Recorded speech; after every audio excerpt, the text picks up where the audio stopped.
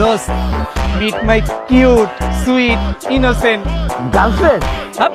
Girlfriend মানে girlfriend লে গুরুনের বয়স আছে এমন বেটা, এমন কি প্রেম করার সময়?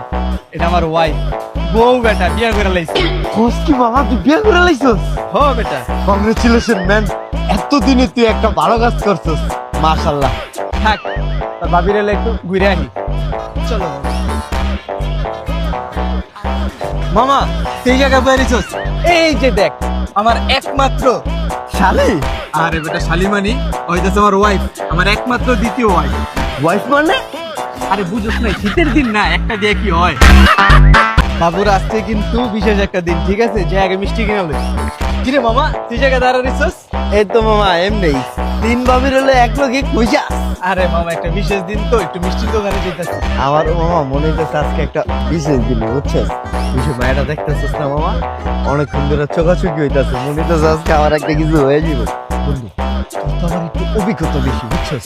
তোর তো আবার কর্নার আসি, তুই একটু খুঁজে দে না আমার নাম্বার টাইম না দে না, সেটিং হয়ে মুন্ডা চাইতেছে হাতে একটা দিয়া তোর একটা বনাই দি, ওইটা বেটা তোর ভাবি, আমার 4 নাম্বার বউ।